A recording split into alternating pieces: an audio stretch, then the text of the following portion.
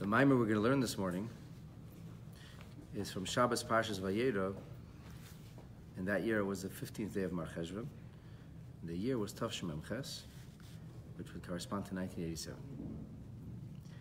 In Parshas HaShavua, towards the end, it says, Vayita Eshel v'Be'er Shava.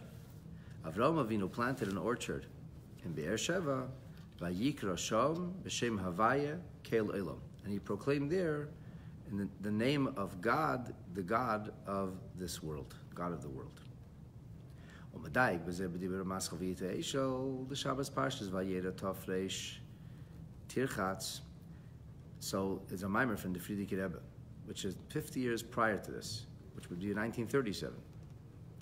And it begins with the same words. Incidentally, that's based on a Mamar of the Rebbe Rashab from 20 years earlier, from the same parsha. The Tzarech Lahavin, that the opening volley or question of the Mamar is what must be understood as Hakesher, the link and connection, Bein Beis and Yonim. How do these two different ideas or ideals, how does the two different narratives somehow line up together? Number one is the founding of the JNF. We're going to plant trees. Vayita Eshel, that's very nice. Very nice to build Israel. It's very nice to plant trees. Trees are a good thing. That's fine. What does that have to do with the theological attempt to try to promulgate a message of God consciousness, namely Vayikra Shom b'Shem Havaya, that Avraham calls out in the name of God? Avraham planted the land, he planted the trees, he developed the land. That's very nice. It's important. It's actually a mitzvah, Yishuv Eretz Yisrael. And then there's another idea. It's the idea of spreading God consciousness. And that's not only in Eretz Yisrael, that's wherever a Yid may find themselves. But how does this verse kind of sew itself together? What is the connection between the beginning and the end? So in that Mamar, he brings the words of our sages, which is found in Masechet Sota on page 10, that Avraham Avinu's words, or the Torah's words describing Avraham Avinu's efforts of al should not be read Vayikra Elo Vayakri. So we have this methodology of biblical exegesis called al tikra, and al tikra means don't read it in the simple sense, read into it, read it differently. That's like sometimes people when they write in English, they'll write the word pun intended, or they'll write something and they'll write read as something else. One of the famous ones is you must register. In the parentheses it says read pay. It just, we use sometimes euphemism and we mean something else. And in Torah there's this notion that certain words are used to convey a particular message, but really multiple messages, because there's an al tikra teaching attached to it, an al tikra methodology which says al tikra vayikra. Don't only read that as he called out, ela vayakri. If you read it vayakri, that means he caused others to call out. Melamed, says the Gemara, Shehikri Avraham Avinu L'Shmei Shel HaKadosh Baruch Hu, that Avraham Avinu caused the name of God to be Befi Kol Ever V'Shav upon the lips of the travelers. The Gemara goes on and it says, Ketzad, how did Avraham accomplish this? That's no small feat, to get people who live a life of atheism or a life of polytheism to suddenly get up and to use verbiage expressing monotheism. How did he do it? Says the Gemara,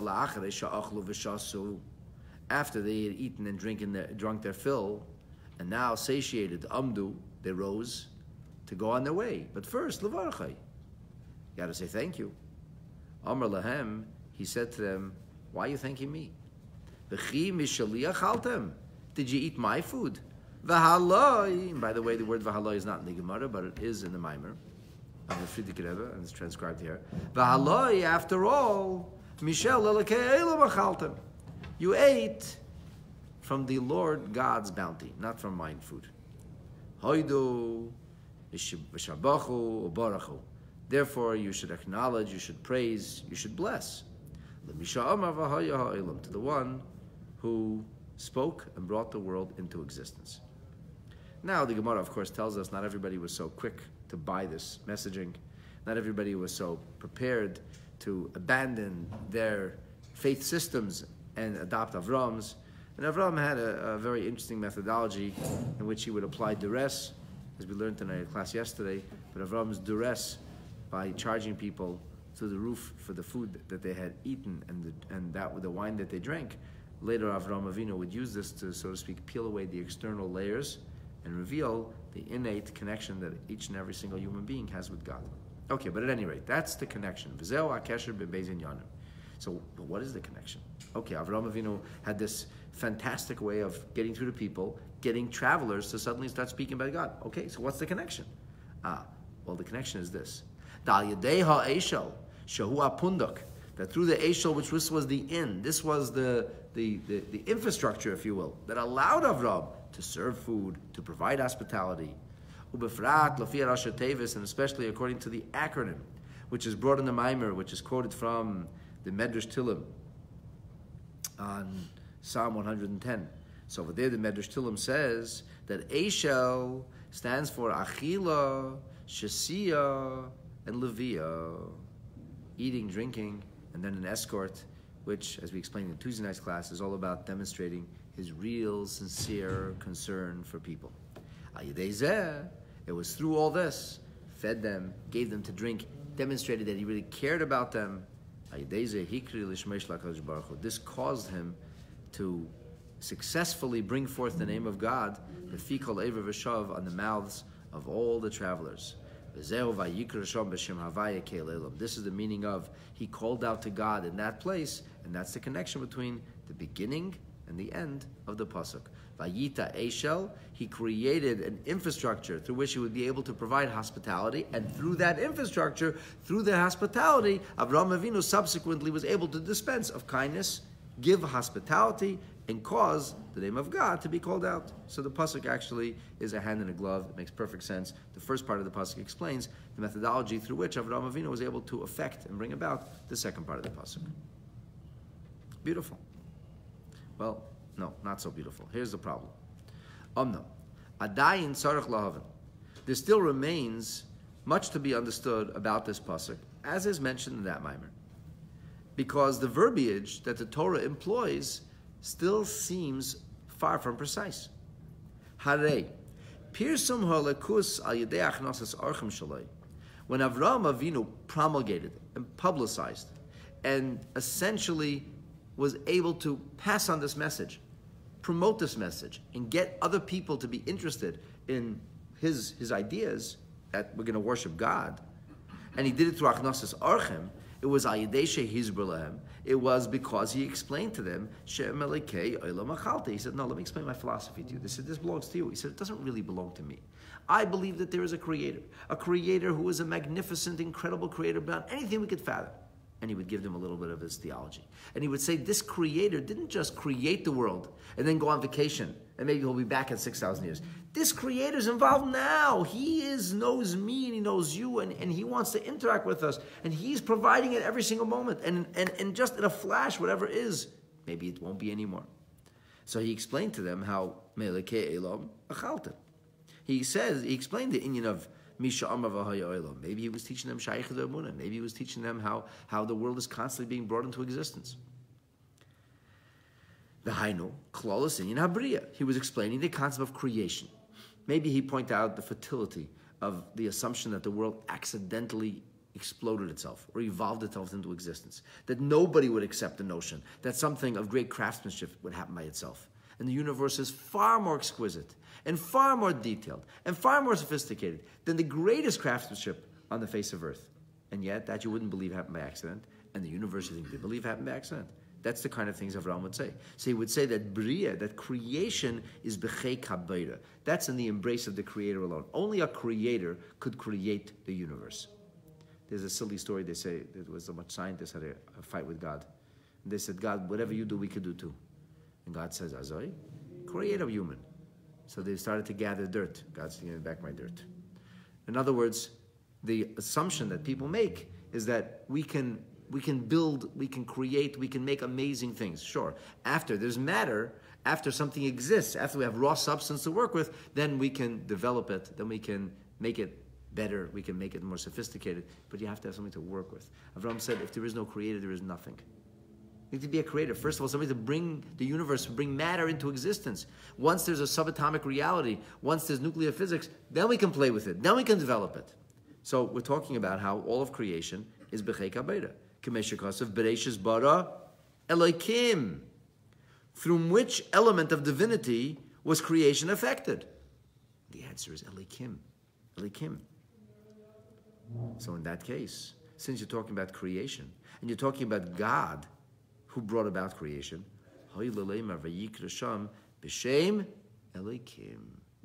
he should have said they called out in the name of Elokim, not in the name of Havaya. Havaya is the name of divinity that represents the energy which is transcendent of everyday reality, where miracles come from. But Avraham Avinu wasn't talking about miracles to these people.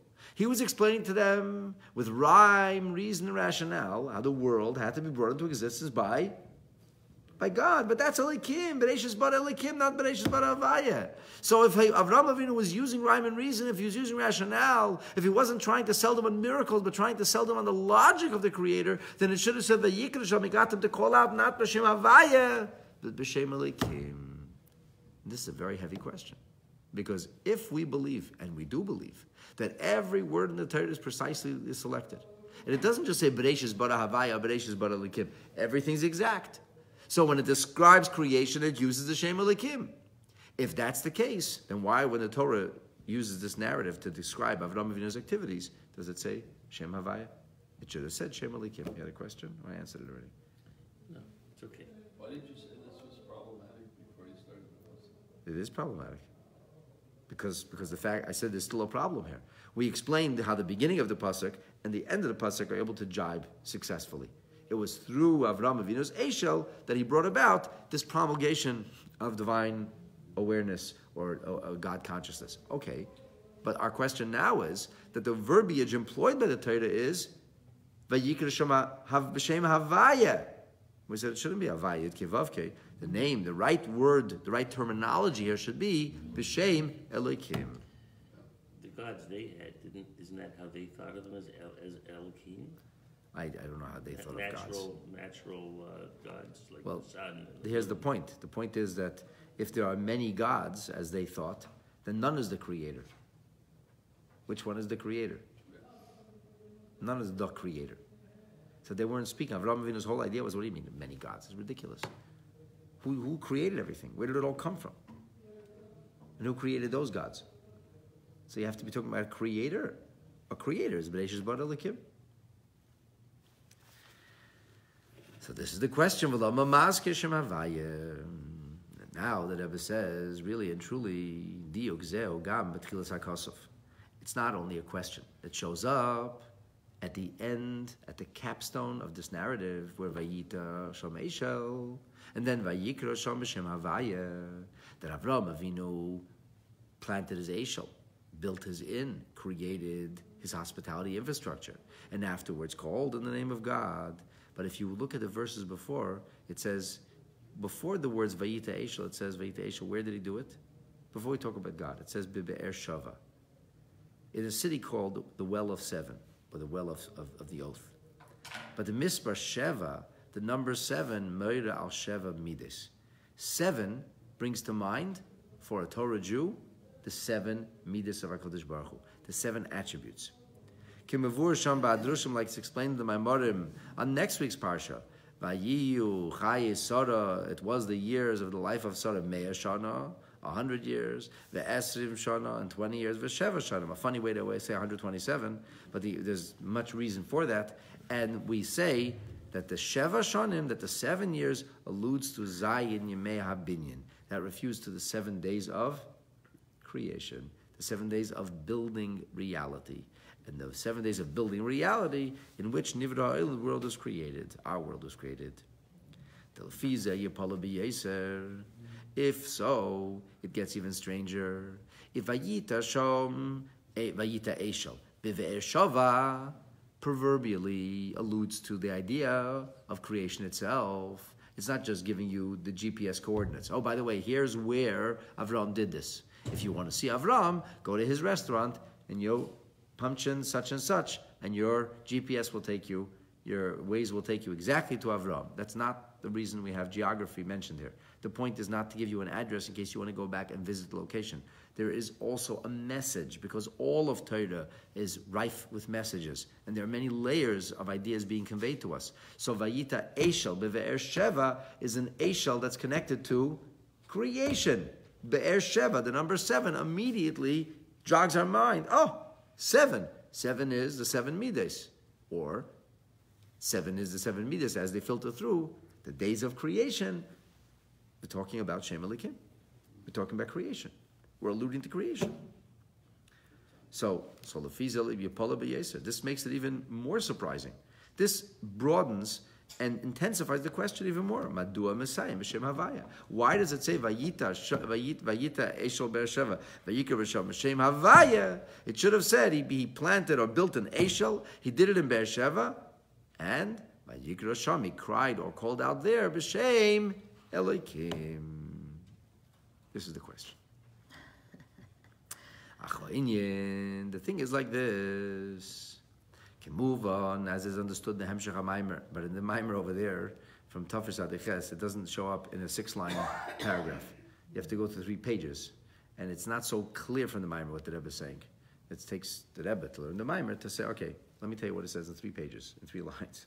So basically, the gist of what rises or results from the long explanation of the Frierdiker Rebbe, which touches on a whole myriad of sources and all different ideas, which is based on a Maimer from Tafresh Ayin Ches from the Rebbe Rashab, where he touches on a whole different array of sources and discusses many different ideas, including in the Maimer in Tafresh Ayin Ches, he talks about lack of appreciation that people had, all kinds of things. Like he ends up in Deuteronomy, he's discussing the well that Hashem provided for the Jewish people, and their lack of appreciation. Like it's very wide-ranging. Both the Mamar from the Frierdiker Rebbe and the Rebbe Rashab are wide-ranging. But the Rebbe presents us here with a crystal clear kind of synopsis. Here's the point. The point of all of that nuanced and profound scholarship, insofar as this question is concerned, is Mashakosov Kan Vayikra Sham B'Shem Havaya, that when it says here in Genesis, in the 4th Torah portion, then it speaks about calling out B'Shem Havaya, Koi al Bechinas Havaya D'Lesata. That refers to a different level of Havaya, what's called Havaya D'Lesata. Havaya D'Lesata is the lower level of Havaya, and that's HaMislabesh B'Shem Elikim.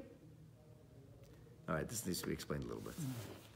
So we have within the reality of divinity, if we could use that kind of terminology, we have the level of nature, where nature is also created by God constantly at all times, and then we have the level of divinity, which is transcendent of nature, from which miracles hail, right?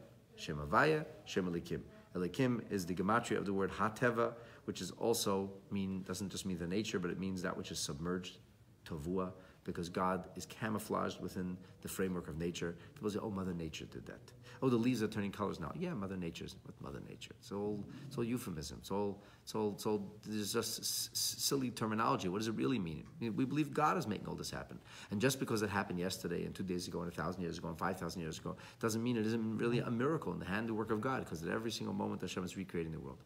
But Hashem puts it into a framework in which is camouflaged through a system of nature that science can analyze and learn all kinds of things from. And then this level of divinity, which is not predictable, which doesn't follow a pattern, which doesn't have to fit itself into the framework of our scientific perspective on things, or what we analyze from the past, and therefore what we could pose it will probably happen in the future. And we're talking about a whole different level of divinity. And from that vantage point, from that perspective of divinity, none of what people think is so important is actually important at all. In fact, none of it makes a difference. It's all superfluous. It's all just external. It's almost like a game. That's not what it's about. It's really about Havaya D'Leila. In simple words, what's the purpose of life? To wear nice clothes, to eat good food, to live in a nice house, to have nice experiences, and then a person could say, I'm old, I'm satiated, I lived a great life. And what was the purpose of it? What do you mean? I lived a great life. And then what? Well, then I'm going to die. Yeah, and the life you lived, what was the meaning of it? What was behind it? What was it about? What do you mean? It was great. It was fun. No, I'm happy. Life was fun. And I said, well, fun life. So it's like a game. It's like life is about who dies with the most toys, who can acquire the biggest bank account, the fastest car, and the biggest house, and as many swimming pools or cottages as possible, then I say, that's the winner. That person had a good life. But really and truly, we all know in our heart of hearts it's not so. Although superficially, we all kind of follow that pattern. We all know that really and truly, that life's meaning is far more profound than physical material possessions. And then ultimately, so what is the purpose of life? Well, the purpose of life is this is just a temporary blip, like it's a temporary little experience over here where we are neshamas that were sent into this world to make a difference, to make this world a godly place, to bring the world closer to the coming of Mashiach. We came here to serve Hashem. That's what this world is really about. And a person who can live with that kind of consciousness is a person who is connected to Havaya at all times. A person for whom all materiality means nothing.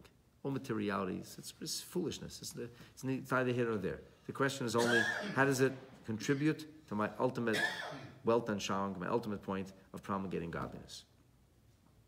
In the fullest sense, a tzaddik who lives like this cares not about the material reality. It's irrelevant to him. Famous story, a person comes to the Maggid of Mizrich, says, Rebbe, where's your furniture? The leader of the Hasidim, you barely have a table. And the Rebbe says back, where's your furniture? And the man says to the Maggid, my furniture is at home where it belongs. I don't travel with my furniture. But believe me, I got nice couches and sofas and desks and tables and chairs.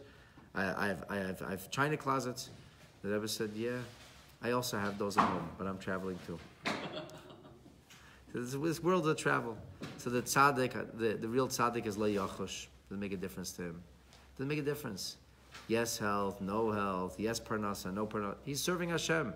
He is in dvekas. He's cleaving unto God. He's experiencing Yichud Ilah. He's in a higher place. None of it makes a difference to him. None of it makes a difference. How about for the rest of us? How does that work? The answer is it doesn't. It doesn't work. Why? Because we can hear about these ideas. We can subscribe to these ideas, but we can't really live them because we're not tzaddikim. Real tzaddikim can actually be weightless without going into outer space. They can live in this world weightlessly. The rest of us are very much bogged down by the rules of gravity. We're very much part of the heaviness of life is upon us. So the question was, why would Avraham Avinu call out in the name of Avaya, which is talk to people about, this is meaningless, the world, creation, it doesn't mean, it's all about God. People look at him like, what are you talking about? Which language are you speaking? They wouldn't understand a word he's saying. That's really the question here. Why would you tell them about Havaya? They're not capable of hearing about Havaya. They could hear about Elikim. Talk to them about family values. Talk to them about kindness. Talk to them about compassion. Tell them this is how to be godlike. This they can relate to. What are you telling them stories and Baba Maisis about that spiritual reality? For them, it's like a pie in the sky. That was the question. It's not just a word question. Why did you say Havaya? You could have said Elikim. Havaya represents something. Elikim represents something. And they represent two very different things. And clearly Avram's message would have been about Elikim, not about Havaya. So the Rebbe says, yeah, you're right. But Avram Avinu didn't just give the people the bare minimum, like the Hollywood version of morality, and just like, you have to live a moral life and a decent life. We could be godlike. Avram Avinu elevated the people, and he spoke to them in the terminology of Chassidus. He talked about Havaya. Yes, they couldn't live Havaya, but he spoke about Havaya. That's called Havaya de Lasata. That means the concepts of Havaya are couched in terminology that resonates in the real world. You could speak to somebody who lives in the regular world about this, who cares about how they look and cares about where they live and cares about what they eat, cares about all material things, but you could speak about these concepts. You could verbring about these concepts. And then we go back to living. You owe me $5. Then we go back to that, pass the ketchup. But at least we could talk about it. When you talk about it, it some way spiritualizes the life that you're having. So Avraham Avinu was talking about Havaya. He wasn't talking about Havaya in a way that transcends or gets rid of Elikim. People couldn't relate to that. Of course not. That was the question of the Mamar. But Chidushish Lavram Haya, Vayikra Sham B'Shem Havaya, Keil Elam V'Lei Keil Ha'Elam. He said to them, all this materialism, all this earthiness, all this creation, ultimately it's all for a higher purpose. He said, okay, enjoy your meal. I fed you well. Have a good life. And that's fine. But he says, understand that there isn't you and your life and the world. And then there's God too. I'll let a little God into my life. All of this is God. That's created by God for a godly purpose. Ha'olam ve'elakus einam shnei dvarim nifradim, Avraham Avinu said. They're not two different things. It's not a world of God and a world of me. And world of me and God really have nothing to do with each other. And a different faith system says, render unto Caesar what is Caesar's, render unto God what is God's. The shul is for God, Yiddishkeit's for God, business is for me. And let's not mix the two. Don't mix business and pleasure, they say. Don't tell me stories, Hakmi and Chainik about spirituality. I'm a material-minded person. When I want to be spiritual, Rabbi, I'll visit you in the shul. I'll come to the yeshiva. I'll spend a week in the study. That's when I'll do spiritual. Avraham Avinu said, no, that's wrong. Havaya and Elikim are not necessarily, or in fact necessarily not disconnected from one another. He said, really, it's one thing. But obviously, Paul Yehuda Havaya de Lasata, he couldn't bring them to the level where they would experience Yehudi Allah. He couldn't bring them to the level where they were, all of a sudden it was all about God and the materialism meant nothing. It said Tzaddik le Yachosh, Tzaddik doesn't care. No, of course, I don't understood that. But he elevated them to the point that they should be able to hear about God. Not just hear about God within the framework of nature, but hear about that concept of Havaya, that they should be able to hear and understand that there's something which is far beyond the ordinary, the camp, the everyday, that punctuates and populates their everyday lives. And this is a very, very profound, a very nuanced, very deep idea, which it's very deep. It's very deep. There have been a few sentences here. The Rebbe is giving us the essence of Avraham Avinu's mission, but by extension, of course, it speaks to every single one of us. Only that the Rebbe in the Mamar continues and says, that was the job of Avraham Avinu. Our job is to reach the level of Havaya D'Leila. Our job is to reach the level in which we will indeed experience all of these divine realities. And he says, Maisa Avos is only a siman labanim. It's only a sign and a guidepost. But ultimately, our goal is not to achieve what Avraham achieved, but to go beyond that.